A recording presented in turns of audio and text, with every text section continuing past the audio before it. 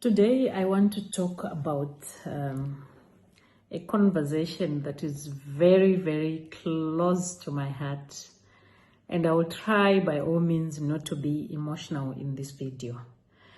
The reason being, this is a conversation that I always have with my other two children who are neurotypical.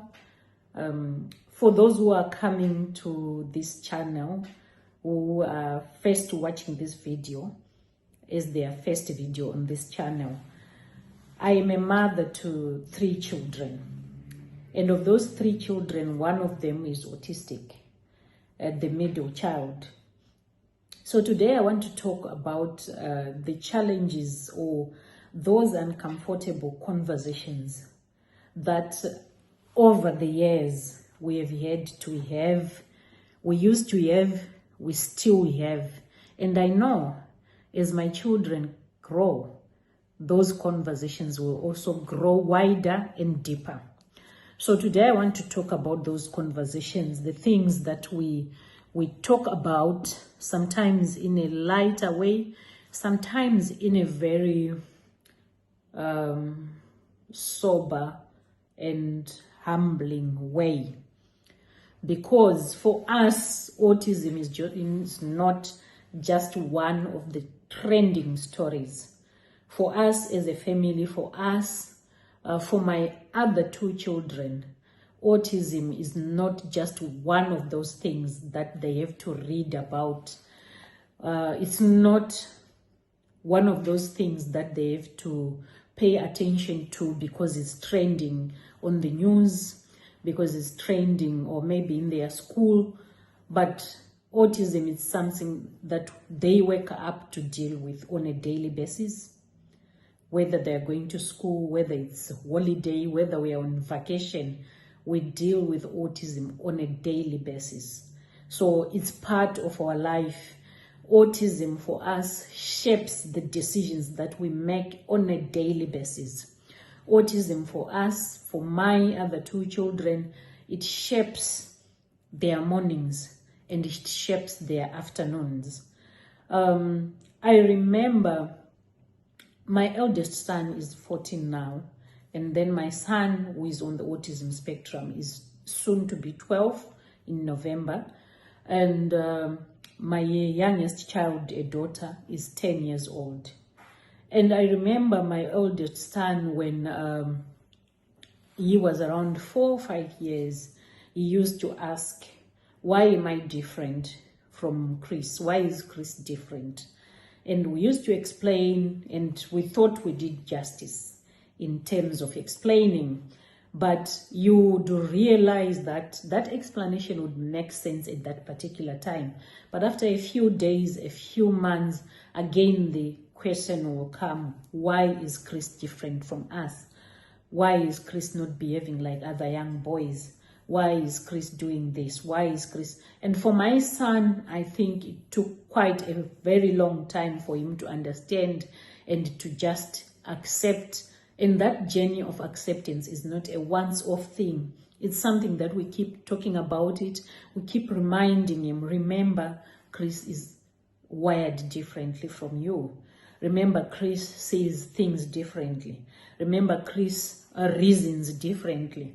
So we have to keep that conversation on the table every time, so that the level of tolerance, the level of accommodation, the level of understanding keeps at the same level of the demands that autism is giving us. Now, this is my son that I've been explaining about.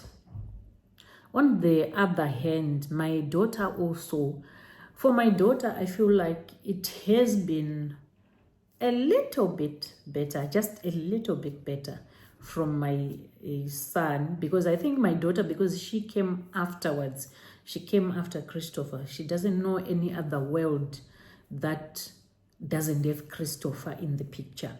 Whereas the older brother, they have an experience of them being the child, and they know exactly when Chris came into their life and when things started being totally different, and when we had to accommodate, when we had to tolerate, when we had to extend more empathy, more kindness, just because of this condition called autism.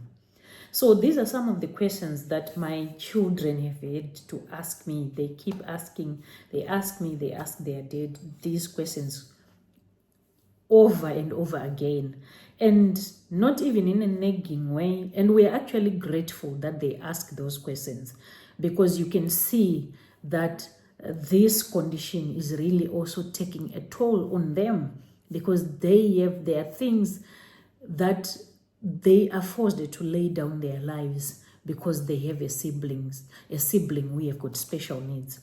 So I keep getting this question, but why is Chris autistic? Why is Chris autistic? I get that question, and at some point it even used to upset us as parents, because we thought we had explained enough. But now we understand that these are also children. These are children. One is just 14, the other one is just 10. And they don't have as much information as we have gathered. And also at some point ourselves, we were asking, why is he autistic? So we have learned through Christopher's siblings to be more patient, to be more tolerant, and to explain the same things over and over again. And we have also had to learn to research more, so that we are in a better position to explain to them in a much more simplified manner, in a much more way that it makes a lot of sense to them, so that they get the picture. Sometimes we have to pause and remind them of the conversations during a meltdown. Sometimes we have to pause and remind them of the conversations that we would have had about stimming. Sometimes we tell them about masking, because what would be happening then, you can tell that now he was masking all this time, and now he's lashing out. And when he's lashing out, his safe spaces include individuals who is his siblings and who his parents.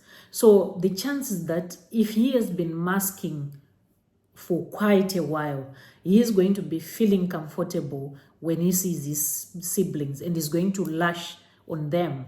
Like, he will be like, where have you been when I was struggling to cope?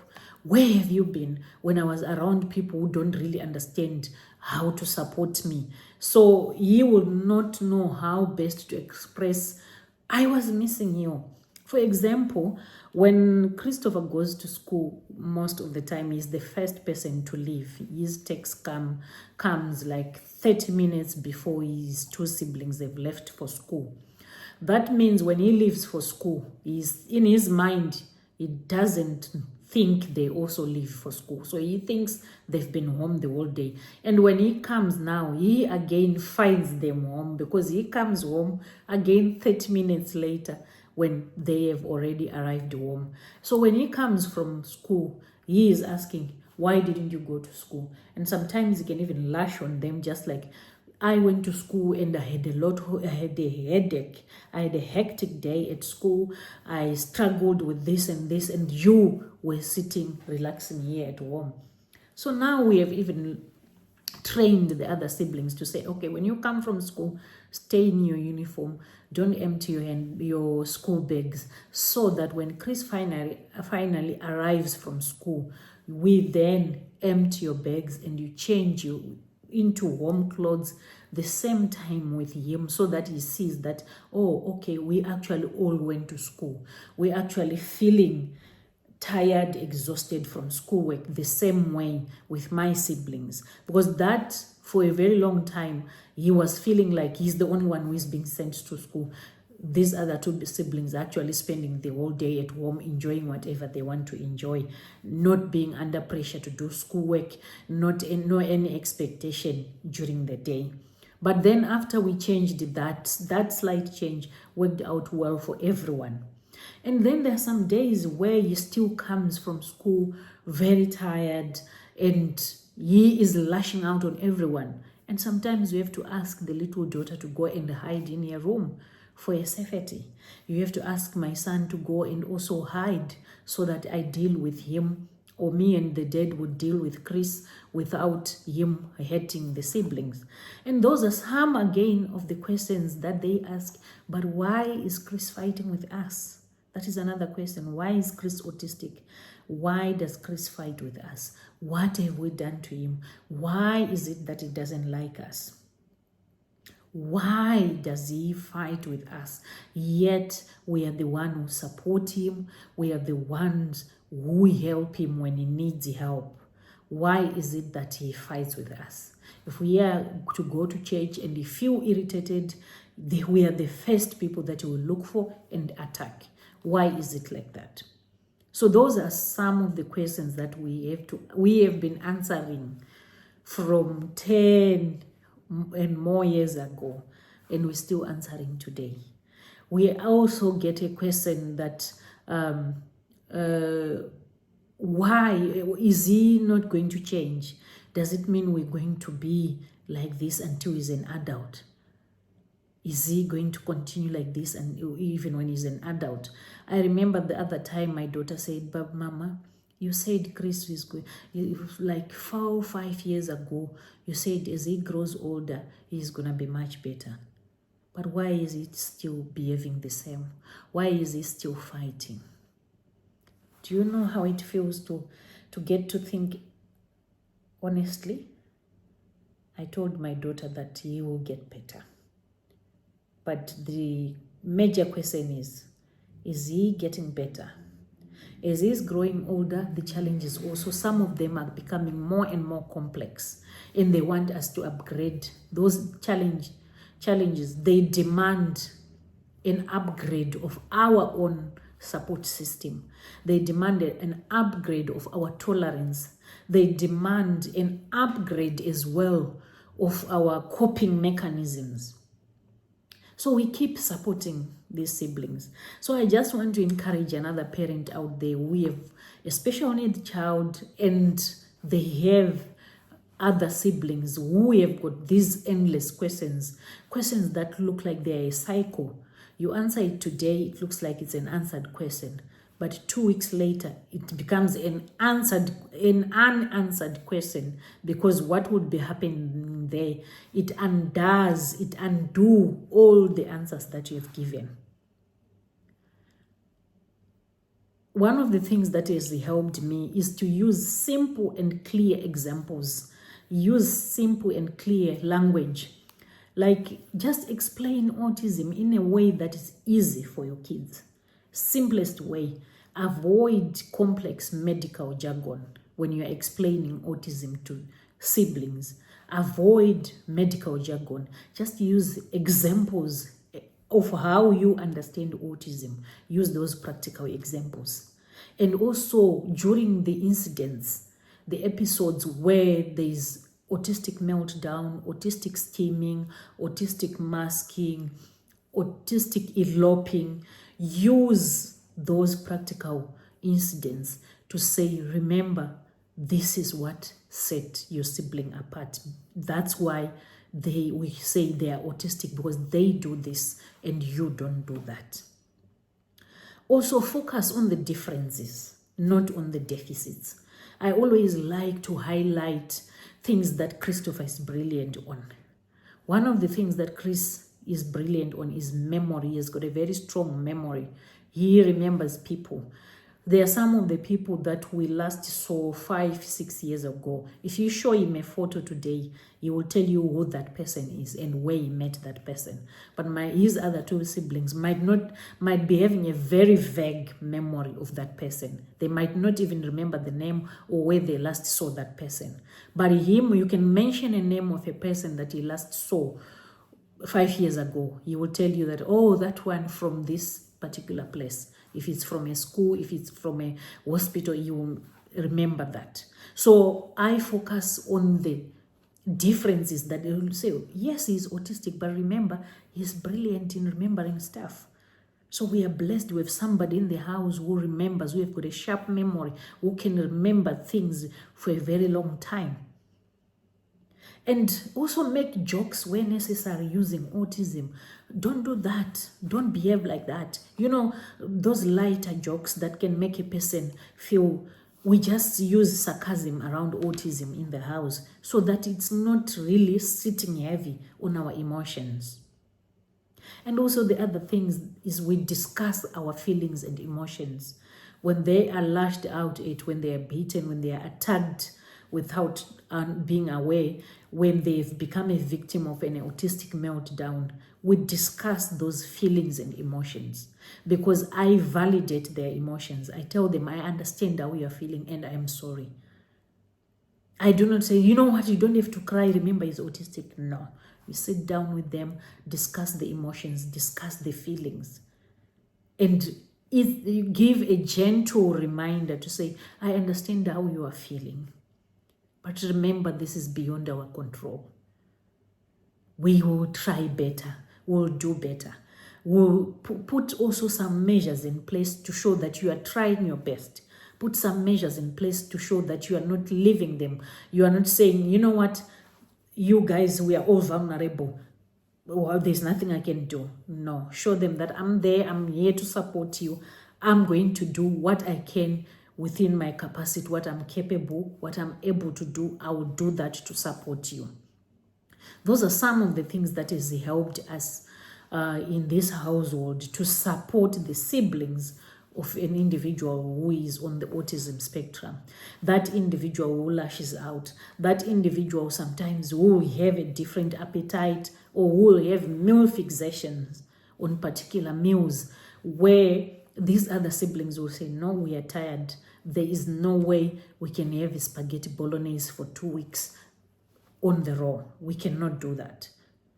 Then while him is wanting that, is saying that's all I can tolerate from morning, afternoon, and evening.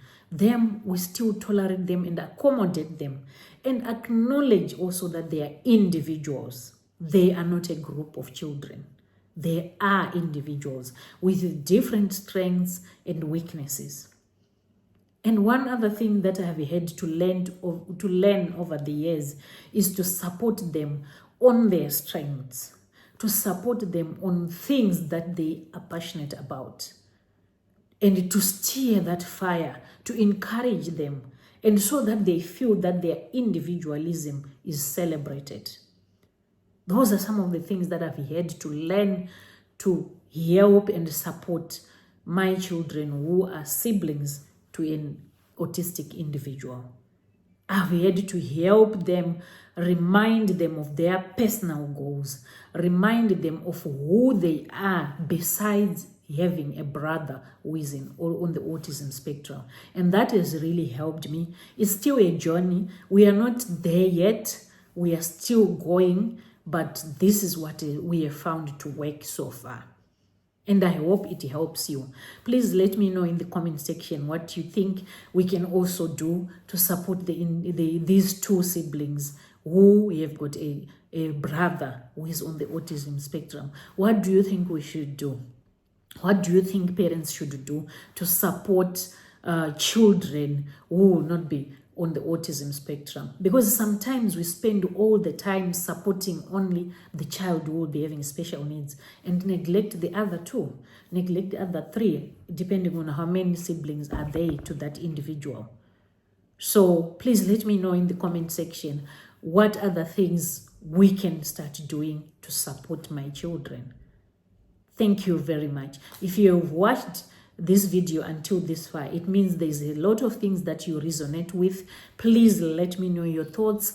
Please give me some hints, some tips, and I love to hear from you. Thank you very much, and please remember to subscribe, comment, and share the video if it has been of value to you. Thank you. See you in the next video.